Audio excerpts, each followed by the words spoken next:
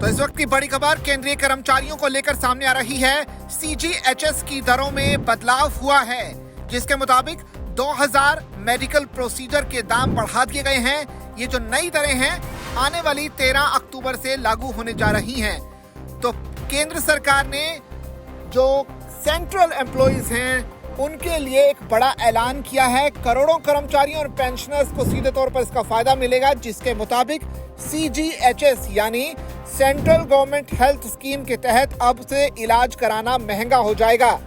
दरअसल केंद्रीय स्वास्थ्य मंत्रालय ने सीजीएचएस की दरों में बदलाव करते हुए एक जो लिस्ट है वो भी जारी की है, जिसके मुताबिक 2014 के बाद सरकार ने पहली बार 2000 मेडिकल प्रोसीजर्स की कीमतों में यह बदलाव किया है।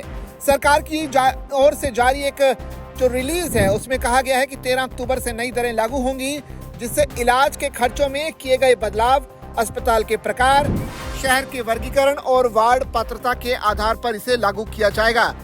सरकार के इस फैसले के बाद हॉस्पिटल शेयर्स में तेजी देखने को मिली।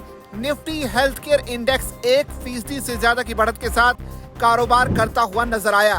अब आखिर में आपको बताते हैं कि सीजीएचएस का जो पैकेज है वो आखिर होता क्या है। दरअसल केंद्रीय सरकार स्वास्थ्य योजना यानी सीजीएचएस केंद्र सरकार के कर्मचारियों के लिए किया गया एक इंश्योरेंस स्कीम है, जो उन्हें अन्य लाभों के अलावा नैदानिक परीक्षण, परामर्श, सर्जरी और अस्पताल में रहने जैसे विभिन्न मेडिकल खर्च पर होने वाले मेडिकल चार्जेस पर सब्सिडी प्रदान करती है।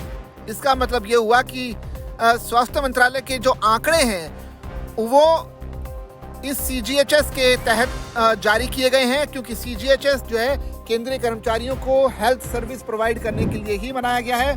सीजीएचएस पैकेज कर्मचारियों को एक मुश्त मेडिकल लागत प्रदान करता है, जो कि अस्पताल में भर्ती होने से लेकर छुट्टी मिलने तक लागू होती है तथा व्यक्ति के पूरे मेडिकल साइकिल को ये कवर करती है।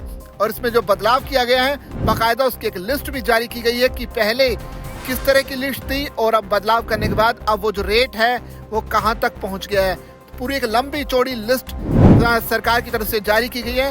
वैसे आपको बता दें कि NABL से मतलब ये भी है कि national accreditation board for hospitals, और NABL यानी national accreditation board for testing and calibration of laboratories है। दरों में जो बदलाव है इसकी वजह से हॉस्पिटल से जुड़े जो शेयर्स थे आज शेयर मार्केट में वो भी उछले, क्योंकि सीजीएचएस की दरों में इजाफा होने से निफ्टी हेल्थ केयर इंडेक्स 1% से ज्यादा की तेजी के साथ कारोबार करता हुआ नजर आया।